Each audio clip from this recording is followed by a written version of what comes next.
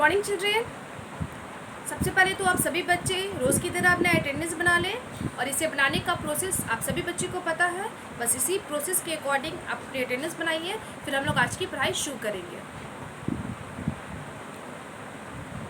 पढ़ाई शुरू करने से पहले जो रोज़ मैं एक बात रिपीट करती हूँ, बोलती हूँ, उस बात को फिर से आज रिपीट कर दूँ कि सभी बच्चे ऑनलाइन क्लास में प्रेजेंट रहा करें। और प्रेजेंट रहने का मतलब है कि जितने देर भी क्लासेस चलती है 20 से 25 मिनट या 30 मिनट, जितनी देर भी, उतना देर पूरा देर आपको क्लास में रहना है। दैट मीन्स कि आपको पूरा वीडियो देखना है। और आप बच्चे अटेंडेंस बना के ऑफलाइन हो जाते हो, वीडियो नहीं देखते हो, जो कि आपको लगता है हमें पता ना चलेगा, लेकिन पता चल जाता है। इसलिए आप सभी बच्चे पूरा का पूरा वीडियो देखेंगे।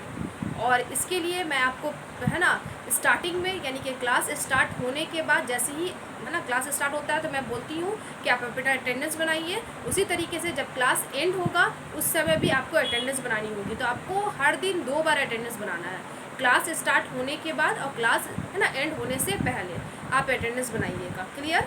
और जिन बच्चों के पास अपनी बुक नहीं है वो बच्चे अपनी बुक परचेस करवा लें, क्योंकि क्लास में उपस्थित रहना भी आपके लिए ज़रूरी है और आपके पास किताबें होनी भी ज़रूरी है। किताबें नहीं रहेगा तो आपकी लर्निंग नहीं हो पाएगी, आप क्या सीखिएगा, क्या पढ़िएगा।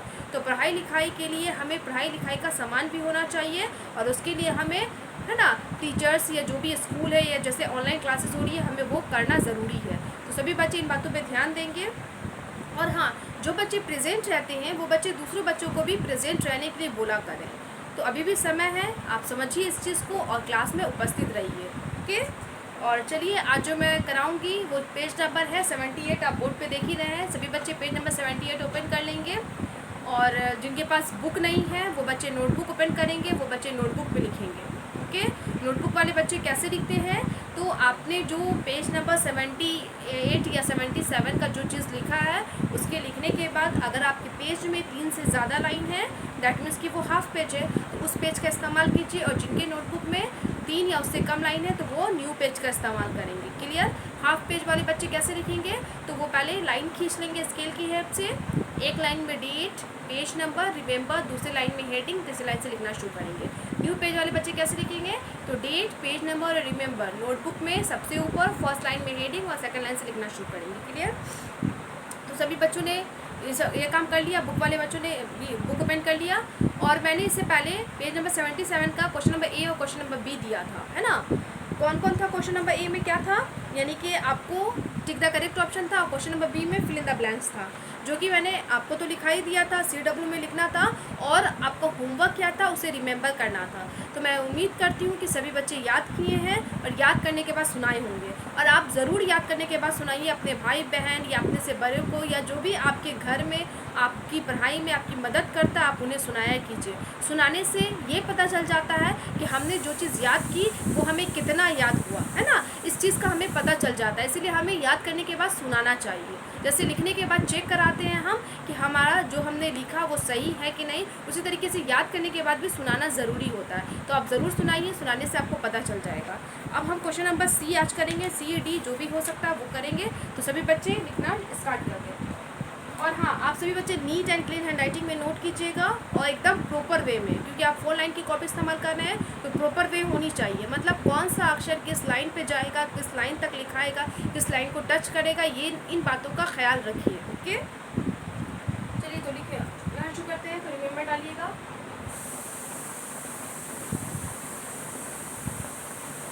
क्वेश्चन नंबर सी है, वो क्या है, राइट यस और नो। बोला है राइट यस और नो, मतलब हाँ या ना। यस मिस हाँ, नो मिस नहीं, हाँ या ना में जवाब दे रहा है। तो पहले मैं क्या करती हूँ, जितना अटता है उतना लिख लूँगी, फिर समझाऊंगी। ओके। तो पहले मैं जितना क्वेश्चन इसका अट रहा है उतना लिखूँगी, उसके बाद समझाऊंगी। तो सभी बच्चे ध्यान से लिखेंगे, बुक वाले बच्चे ध्यान से इस तरफ देखेंगे। फर्स्ट है ए mason builds our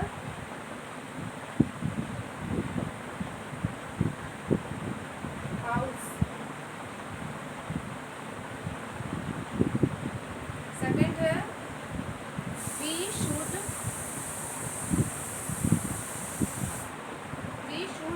play all day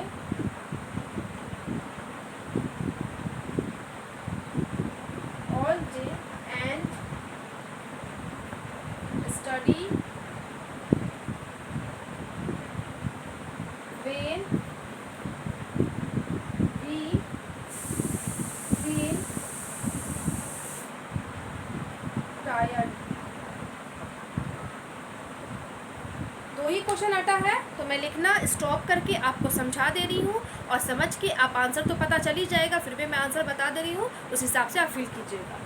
तो पहला क्वेश्चन है, मतलब यस और नो में जवाब देना है। जैसे ट्रू फॉल्स होते हैं ना, सही या गलत, ट्रू मीन्स सही और फॉल्स मीन्स गलत, उसी तरीके से यस और नो, हाँ और ना में जवाब देना। मतलब जो चीज़ सही रहेगा वो तो हाँ ही होगा ना, और जो चीज़ गलत रहेगा वो ना होगा, तो हमें हाँ या ना यानी कि यस और नो में जवाब देना है। तो पहला क्वेश्चन है, ए मेसन बिल्ड्स आवर हाउस।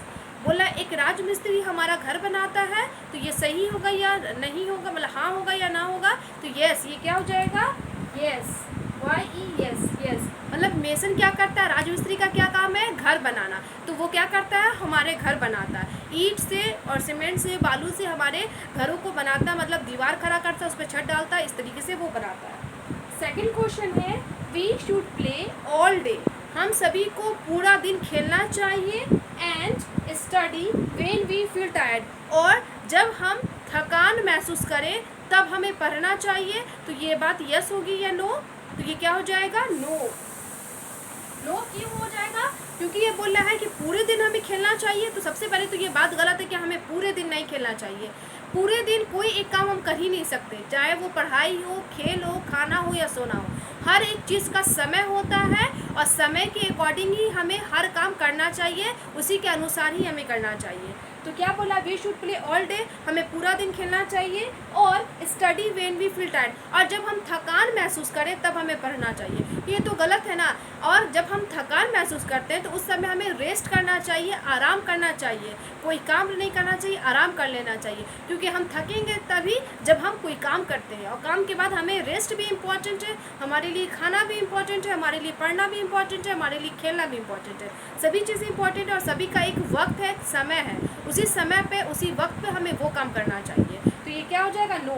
फिर से एक बार समझा दूँ और इसे वाइप करके नेक्स्ट क्वेश्चन लिखाऊंगी। तो क्वेश्चन नंबर 1 क्या है, ए मेसन बिल्ड्स आवर हाउस। एक राजमिस्त्री हमारा घर बनाता है, तो यस, हाँ, राजमिस्त्री हमारा घर बनाता है। सेकंड है, we should play all day and study when we feel tired. हमें पूरा दिन खेलना चाहिए, और जब हम थकान महसूस करें उस समय हमें पढ़ना चाहिए। तो ये क्या हो जाएगा, नो, नहीं, उस समय नहीं, हमें ना पूरा दिन खेलना चाहिए और ना ही थकान के समय पढ़ना चाहिए। ओके, हमें खेल के समय खेलना चाहिए, पढ़ने के समय पढ़ना चाहिए, और जब हम थकान महसूस करें उस समय हमें रेस्ट करना चाहिए।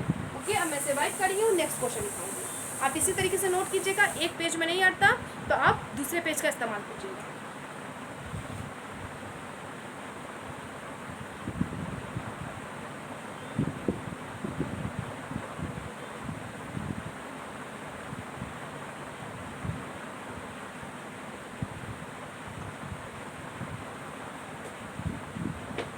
क्वेश्चन नंबर 3 है, we deposit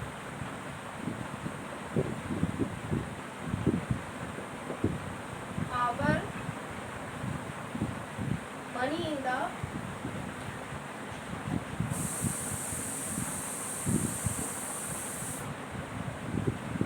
police station.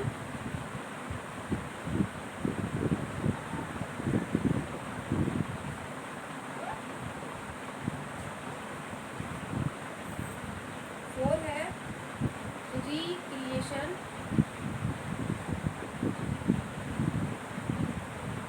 keeps us active.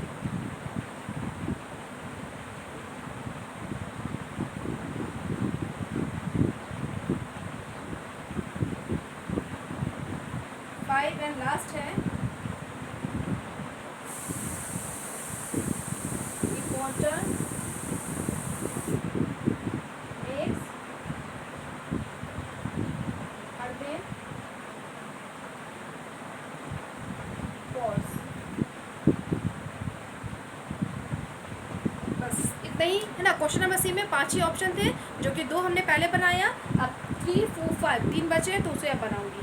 तो समझ लीजिए सभी बच्चे यहाँ ध्यान से, क्या है थर्ड नंबर में, we deposit our money in the police station. हम लोग पुलिस स्टेशन में अपने मनी यानी कि अपने पैसे को, रुपयों को डिपॉजिट करते हैं, जमा करते हैं। तो पैसे हम लोग जमा पुलिस स्टेशन में करते हैं, तो ये क्या हो जाएगा, नो। नो मीन्स नहीं, हम लोग अपना पैसा कहाँ जमा करते हैं? बैंक में। बैंक में पैसा जमा होता है। पुलिस स्टेशन में क्या करते हैं? तो हम किसी भी वह ना दुर्घटना का रिपोर्ट दर्ज करवाते हैं, रिपोर्ट लिखवाते हैं, और पुलिस हमारे क्या करते हैं? तो हमारी रक्षा करते हैं बैड पीपुल से, थीफ से। ओके। और हम अपना पैसा कहाँ जमा करते हैं? तो बैंक में जमा करते हैं। बैंक में पैसा या वैल्यूएबल आर्टिकल्स को जमा किया जाता है। इसके बाद क्वेश्चन नंबर 4 क्या है? Recreation keeps us active. Recreation यानी कि मनोरंजन हमें फुर्तीला रखता है। तो ये क्या हो जाएगा? यस। क्या? हाँ, मनोरंजन हमें एक्टिव फुर्तीला रखता है, क्योंकि हम कोई भी काम करते हो मनोरंजन वही होता है। मतलब मनोरंजन क्या होता है? रिक्रिएशन मैंने पढ़ाया था ना, व्हाट आर रिक्रिएशन? तो the things which we do in our free time are called recreation. जो चीज़ हम अपने खाली समय में करते हैं वो चीज़ मनोरंजन कहलाता है। और खाली समय में हम वही काम करना पसंद करते हैं जो हमारा शौक़ है, जो हमें पसंद है। और जो हमें पसंद है, जो हमारा शौक़ है, अगर वो काम को हम पूरा करते हैं, वो काम करते हैं, तो हमें खुशी मिलती है। अगर हम खुश रहेंगे तो हम स्वस्थ रहेंगे, और स्वस्थ रहेंगे तो हम एक्टिव रहेंगे। तो रिक्रिएशन हमें क्या रखता है? एक्टिव रखता है।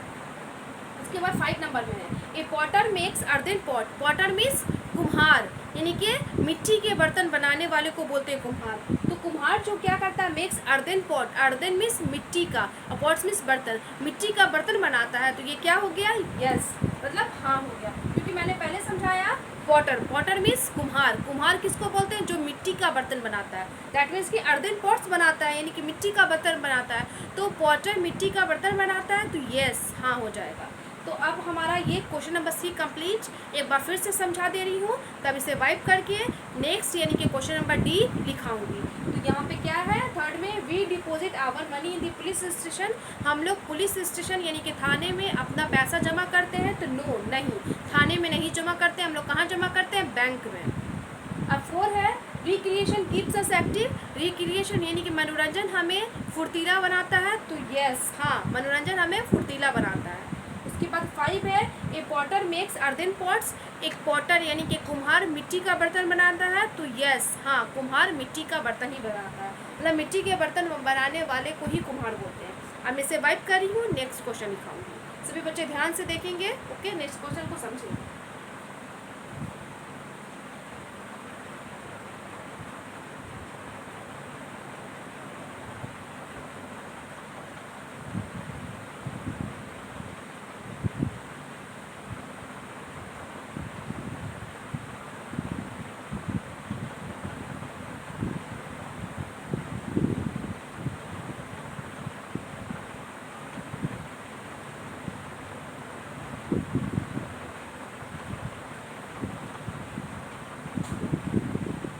क्वेश्चन नंबर D है, क्या है? आंसर द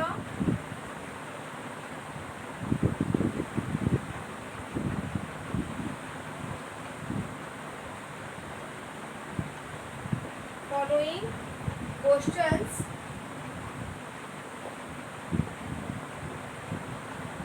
इन 1 और 2 वर्ड्स।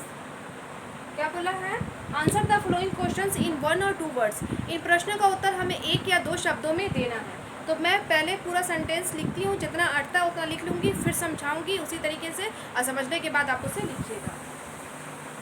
तो फर्स्ट है, which is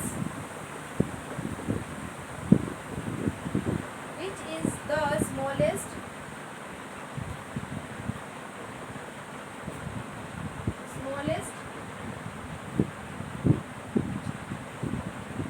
type of family.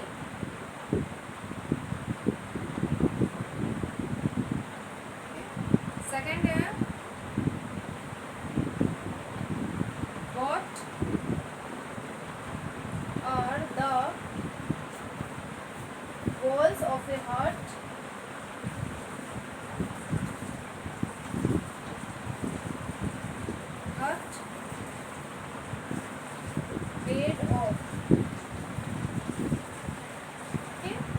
Second ही आता है, मतलब 2 ही आता है, तो मैं लिखना बंद करके आपको समझा दे रही हूँ, समझ लीजिए। तो पहला क्वेश्चन है, which is the smallest type of family. मतलब बोला है कि कौन सा परिवार सबसे छोटा, स्मॉलेस्ट में सबसे छोटा परिवार है। तो किस प्रकार का परिवार सबसे छोटा परिवार है? तो यस, जब आपने फैमिली चैप्टर पढ़ा होगा तो आपने जाना है कि कौन सा परिवार सबसे छोटा परिवार है। तो क्या हो जाएगा? Nuclear, NUCLEAR, nuclear family. Okay, nuclear में सबसे छोटा, जिसमें 3 या 4 मेंबर्स होते हैं, यानी कि मम्मी पापा, यानी कि पेरेंट्स, है ना, फादर मदर, और 1 या 2 चाइल्ड, 1 या 2 बच्चे। ओके, तो ये फैमिली यानी कि एक भी बच्चे होते हैं, 2 भी बच्चे होते हैं। तो जिसमें 4 सदस्य हो वो न्यूक्लियर फैमिली यानी कि स्मॉल फैमिली कहलाती है, जो कि बहुत छोटी होती है। उसके बाद सेकंड है, what are the walls of a hut made of. हट मीन्स झोपड़ी।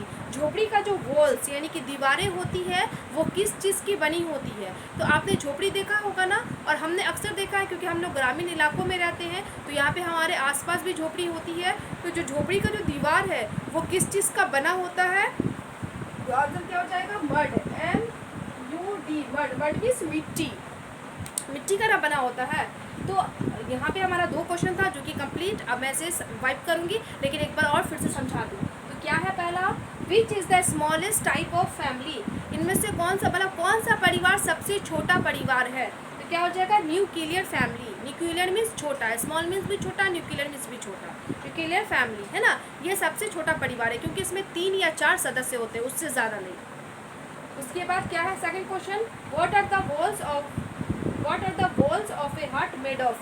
झोपड़ियों की जो झोपड़ी है होती है उसकी दीवारें किस चीज़ से बनी होती है? तो किस चीज़ की बनी होती है? Mud, MUD, mud. Mud means मिट्टी, मिट्टी की बनी होती है झोपड़ी की दीवारें। क्लियर? अब मैं इसे वाइप कर रही हूँ, नेक्स्ट क्वेश्चन लिखाऊंगी। आप इसी तरीके से लिखिए, एक पेज में नहीं हटता, नेक्स्ट पेज का इस्तेमाल कीजिए।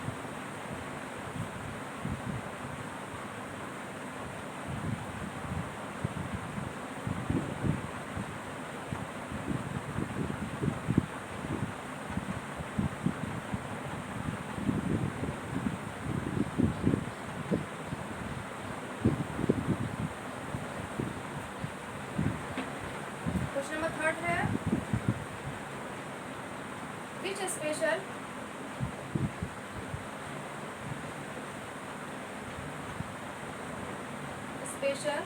Sweet dish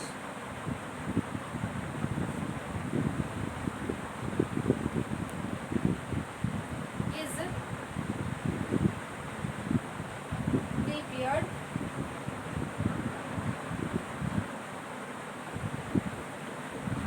on Eid।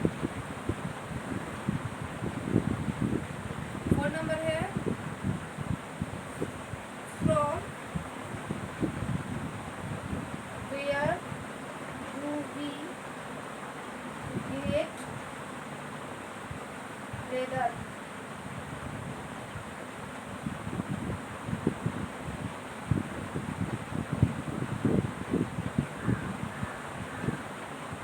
अभी भी 2 अटा है तो मैं लिखना बंद करके आपको समझा दे रही हूँ। एक क्वेश्चन बच जाएगा, उसको मैं बाद में अभी लिखाऊंगी।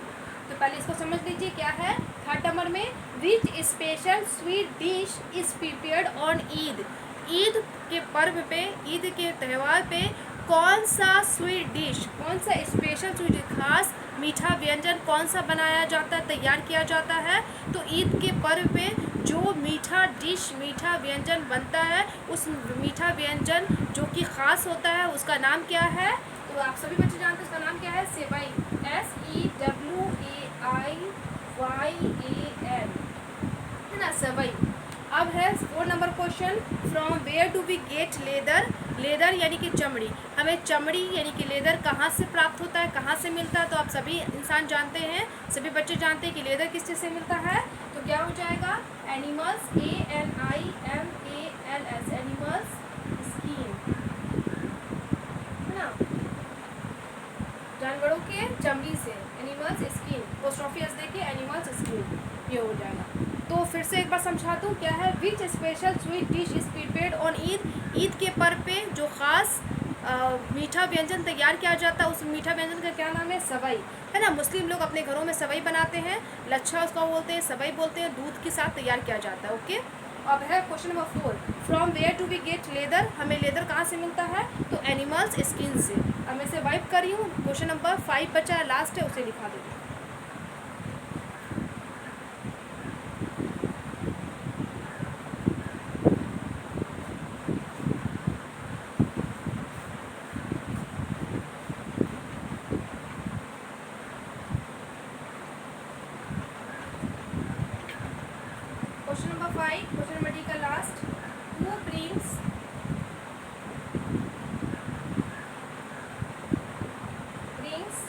Milk for us.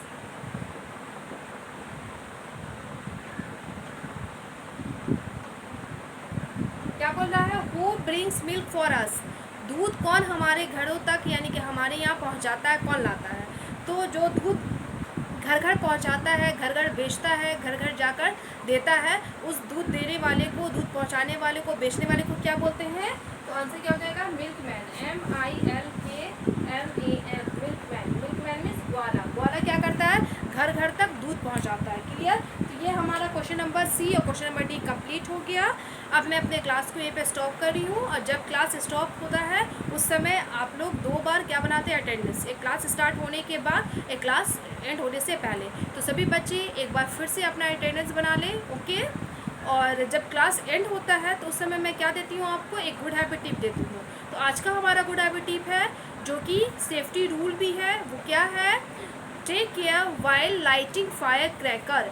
जब अगर पटाखे जलते हैं, फूटते हैं, तो उस समय आपको अपना ध्यान रखना है, क्योंकि आप लोग छोटे बच्चे हैं, एक्साइटेड होके, उत्तेजित होके पटाखों के पास चले जाएंगे तो वो आपको इंजर्ड कर सकता है। क्योंकि कुछ ऐसे पटाखे, ज़्यादातर पटाखे तो है ना डेंजर होते हैं, कुछ ही ऐसे पटाखे जैसे फुलझड़ी वगैरह है वो आप आसानी से जला सकते हैं, लेकिन फिर भी आपको जलाना नहीं है। आप यूज़ कर सकते हैं पटाखे, हाथ में लेकर फुलझड़ी को ऐसे से नचा सकते हैं, लेकिन जलाना आपको नहीं है। कोई भी पटाखे आप मत जलाइएगा, आप छोटे बच्चे हैं, क्योंकि पटाखे कभी भी फूट सकते हैं, कभी भी फट सकते हैं। तो आप अपने बड़ों को बोलिएगा, अपने पेरेंट्स को बोलिएगा कि वो जला दें, वो जलाएं, और आप दूर से ही उनका आनंद लीजिए। और पटाखे जब जल रहे हैं, फूट रहे हैं, तो आप दूर खड़े होकर उसका आनंद और उसका मज़ा लीजिए, ओके।